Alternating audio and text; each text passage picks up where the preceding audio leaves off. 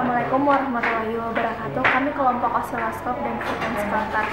Pada kali ini kami akan menjelaskan mengenai osiloskop.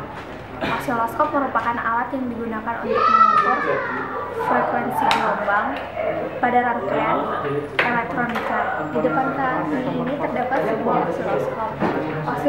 Untuk penggunaan osiloskop ini, pastikan terlebih dahulu osiloskop sudah tersambung pada listrik PLN. Lalu tinggal tekan tombol powernya.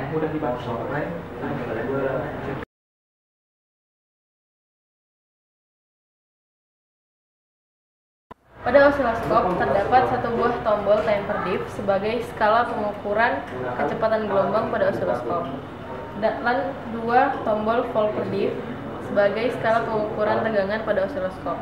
Ini untuk channel 1 dan ini untuk channel 2. Untuk mengkalibrasi osiloskop,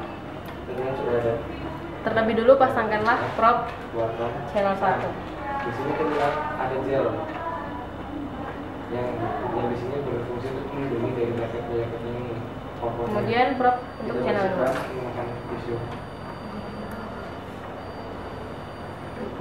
Sampai benar-benar bersih agar nanti saat mengupas jaket tidak licin. Pertama, kita akan mengkalibrasi channel 1 terlebih dahulu. Pertama, dekatkanlah probe pada hasil kalibrasi. Lalu kita sesuaikan temper diff dan Volcker diff di posisi. Untuk menggeser gelombang secara vertikal, kita gunakan tombol X position.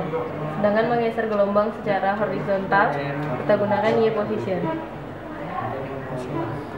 Untuk mengetahui apakah ini sudah terkalibrasi adalah dengan menghitung tinggi gelombang yaitu 2, dengan mengalihkannya dengan Volcker diff yaitu 1, maka hasilnya akan sama dengan hasil kalibrasi. Maka channel 1 sudah berhasil dikalibrasi.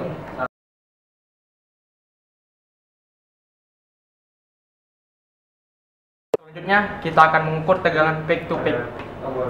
Untuk mengukur tegangan peak to peak, kita memerlukan sumber tegangan dari AC. Pada kali ini sumber tegangan AC berasal dari trafo. Untuk mengukur tegangan peak to peak, kita hubungkan kutub pada trafo dengan input X.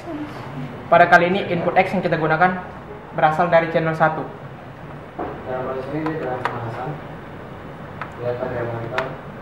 Oke, sudah terhubung. Selanjutnya kita atur tombol Volcker diff-nya agar gambar mudah dibaca.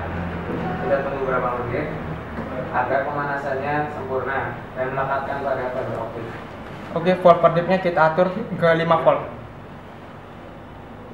Selanjutnya gunakan tombol X position dan Y position untuk mengatur kedudukan gambar. Jangan dia berdahulu karena masih panas, kita letakkan pada tempatnya setelah. Selanjutnya, agar gambar tampak lebih stabil, gunakan tombol temper diff.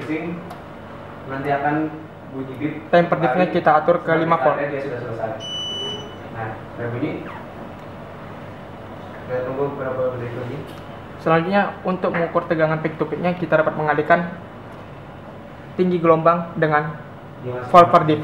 Kita dapat mengetahui tinggi gelombangnya sebesar 1, 2, 1, 2, 3, 3,5.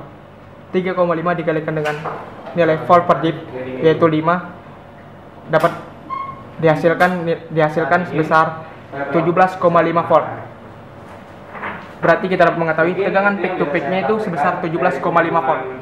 Untuk mengetahui tegangan VRMS-nya, kita dapat mengalihkan 0,5 dikalikan 0,7 dikalikan dengan hasil pengukuran tegangan peak to peak tersebut. Yang 0,5 dikalikan 0,7 dikalikan 17,5. Hasilnya sebesar 6,12 volt. Selanjutnya, dari gambar tersebut, kita juga dapat mengukur besaran frekuensi.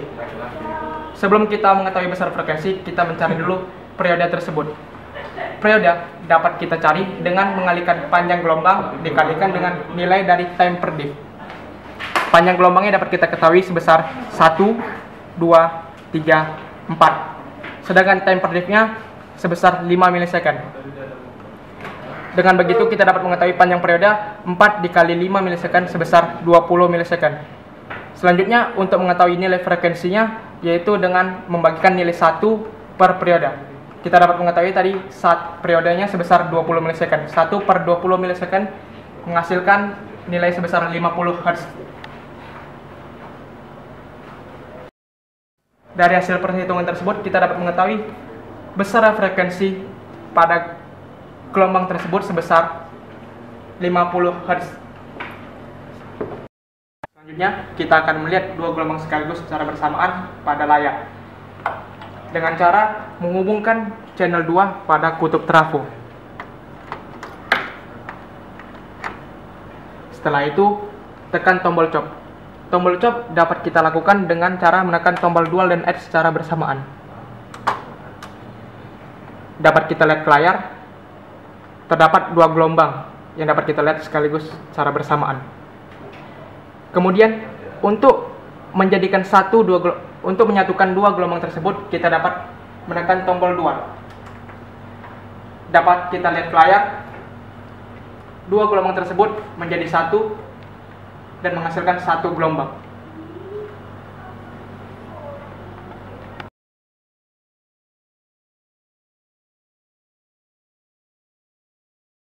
Di sini akan menjelaskan tentang frekuensi counter. Frekuensi counter itu terdiri dari 3 komponen. Yang pertama, power supply, yang kedua, function generator, dan yang ketiga, frekuensi counter. Di mana power supply ini berfungsi sebagai penyuplai tegangan ke komponen. Apabila power supply ini tidak menyalurkan arus ke function generator dan frekuensi counter, maka tidak akan terjadi arus yang mengalir. Dan ini namanya function generator. Function generator itu berfungsi sebagai mengatur frekuensi dan amplitudo, sehingga melalui function generator kita dapat membangkitkan sebuah sinyal. Function generator pada umumnya menghasilkan frekuensi berkisar 0,5 Hz sampai 20 MHz. Sedangkan amplitudonya antara 0,1 volt sampai 20 ppb, tegangan puncak ke puncak.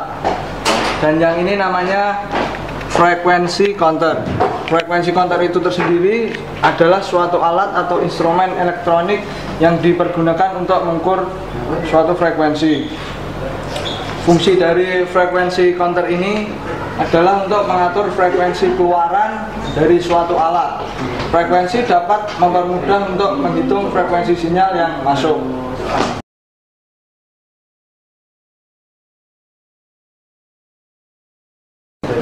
Selanjutnya kita akan mengukur suatu frekuensi dengan menggunakan frekuensi counter. Pertama, kita hidupkan suatu sumber tegangan ke PLN, kemudian hidupkan tombol pada power supply. Di sini tertera fungsi generator maksimumnya sebesar 200 kHz. Pada fungsi generator ini tertera beberapa tombol, diantaranya frekuensi. Frekuensi ini berguna untuk mengatur. Di sini tertera frekuensi 2 sampai 22 Hz.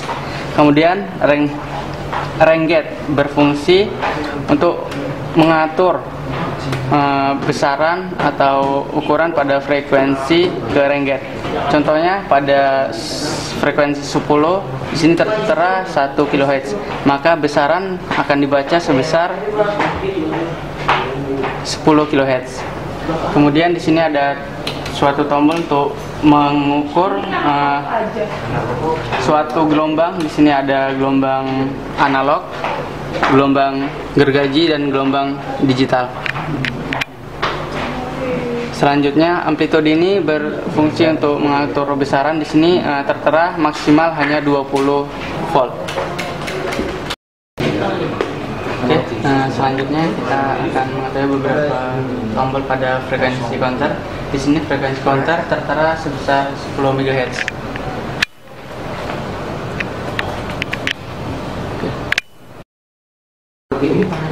Fungsi ini berfungsi untuk mengatur angka di belakang koma, hanya untuk mempermudah pembacaan dalam layarnya.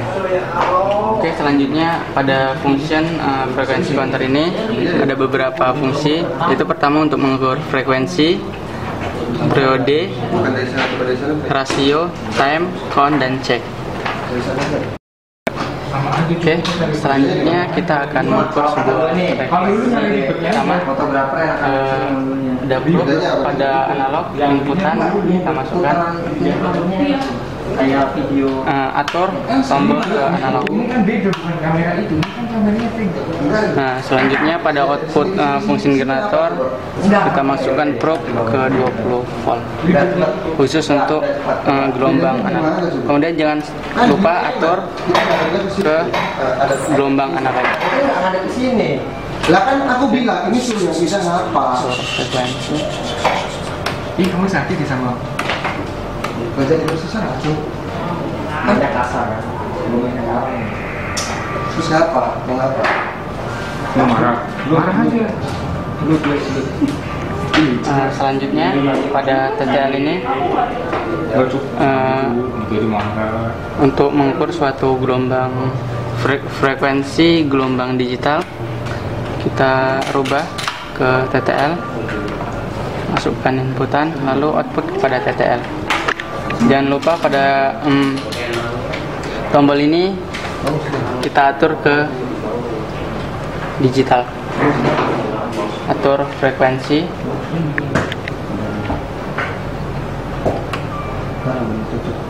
Oke. Tertera di sini frekuensi sebesar 10 dikali 10 kHz, maka 100 kHz.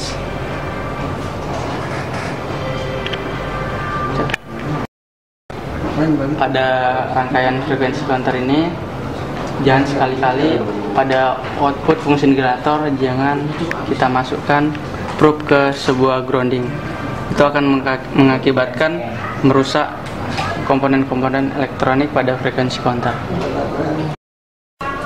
Ya, demikian tutorial dari kami yang dapat kami berikan.